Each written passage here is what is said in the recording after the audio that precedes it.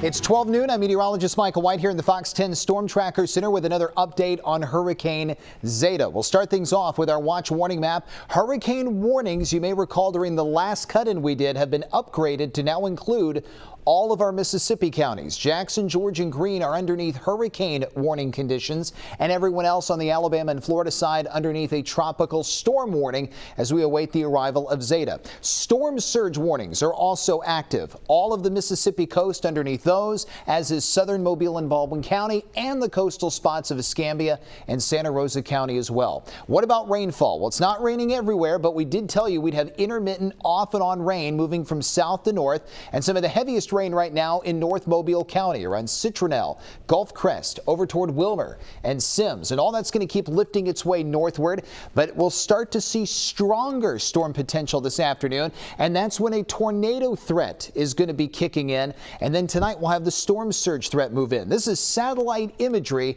of Hurricane Zeta. You can see the well-defined eye. It's a strong Category 1.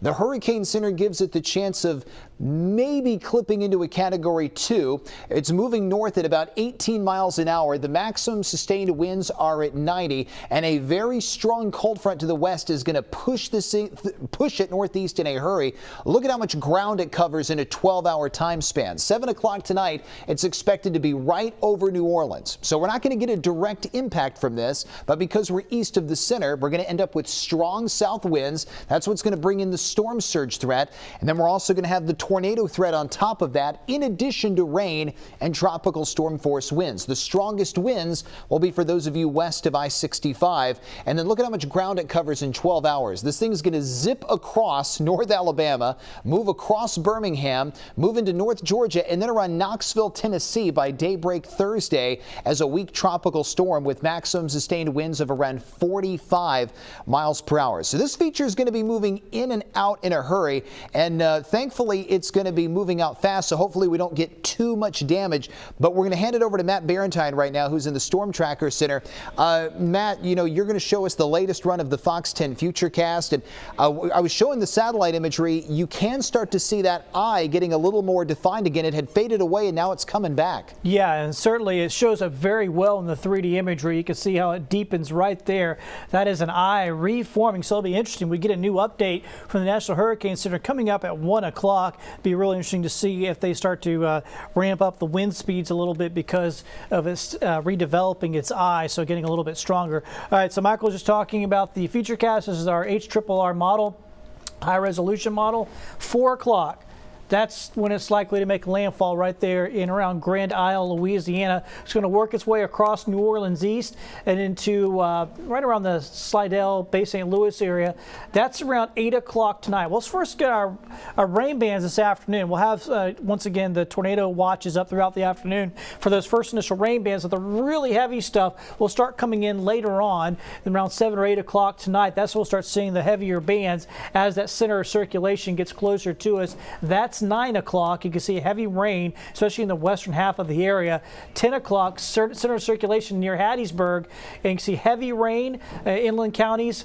And then we get to 11 o'clock, it starts to move north of 84, and then we get to midnight. Look at this. That's how quickly we're talking about. We're going to start with the nasty stuff around 7, 8 o'clock. We might be done with it as soon as midnight, at least the worst of the stuff. So it's going to be a very narrow window of when we're dealing with this, the worst of the weather. Tonight, from about 7 to about midnight, that looks to be the window of the roughest showers and storms. We'll talk more about that, of course, as we go throughout the day. We're going to have more updates.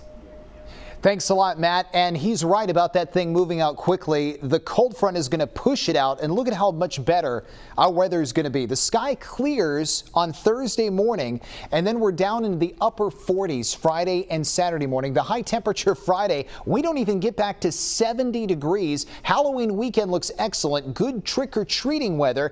Don't forget this weekend we also fall back to standard time. And to start November off, we're going to have sunshine, cool mornings, pleasant afternoons, and for now, good-looking weather on Election Day Tuesday. Of course, we'll keep doing these updates every 30 minutes. Right now, we want to bring in one of our Fox 10 News reporters, Brendan Kirby. He's live right now on Dauphin Island. Brendan, you know, we were talking about the fact that since this thing's going to move in so quick, we're almost not going to see the impact start until right before this thing moves in. So as of now, are things still calm, or have you seen any changes?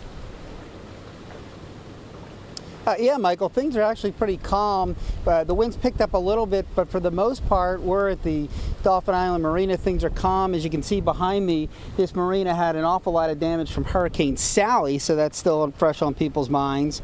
And folks basically just doing some last-minute preparations. Walt Shannon, who lives just over the bridge on the mainland, was filling up gas tanks on the island. He wasn't overly concerned, but he wasn't taking anything for granted either. This one's moving pretty fast, so it shouldn't be anything to worry about, I hope. But we've said that before, and look where we're at now. So you're not taking any chances here with just being ready? Not at all, man. I'm going ahead and filling up the tanks, getting it ready, generators sitting at the house, warmed up, and just hope for the best and prepare for the worst. Mayor Jeff Collier told me earlier this morning that his two biggest concerns are the flood-prone west end of the island and visitors who might not have a lot of experience with tropical weather. And we'll, of course, have a full report coming up at Fox 10 News at 4 and 5. Right now, we want to head over to Ashland Irons in Gulf Shores. And Ashland, what do things look like over on that side? Well, things have definitely calmed down since earlier this morning. It was raining pretty hard and off and on all morning since we've been out here, but now it has cleared up, but the sky is still very gray and the wind has actually picked up as well, but they have those double red flags they put out this morning just for the risk of rip currents here, so the Gulf waters are closed to the public, and the city of Gulf Shores and Orange Beach have issued a local state of emergency and also asked visitors to evacuate if they can. But I am told Orange Beach is closing all of its city facilities starting in about an hour, and Gulf Shores will follow at 2 p.m. But it's not too late to stop by the city store in Gulf Shores or City Hall and get your hurricane decal. And they are just suggesting that people in low-lying areas move their cars if needed and just be aware of the elevation. And there's also a shelter of last resort that is being open in Robertsdale if you do need that, but we'll check back in with Michael to see exactly where Zeta is right now. All right, thanks a lot, Ashlyn. Well, Zeta, of course, still offshore, and you got that well-defined eye, so we may see some last-minute strengthening before it makes landfall, but it's running out of time because landfall is going to happen at 4. And for those of you who did not see any storm surge or flooding during Hurricane Sally, a lot of that was around Bayou Sara, the Mobile Bay, Mobile County, and that's because Sally made landfall in Gulf Shores and then went northeast, so most of the area had north winds. It blew the water out. That's not going to happen with Zeta. Everyone's going to get south wind flow, and a lot of spots are going to have a storm surge threat.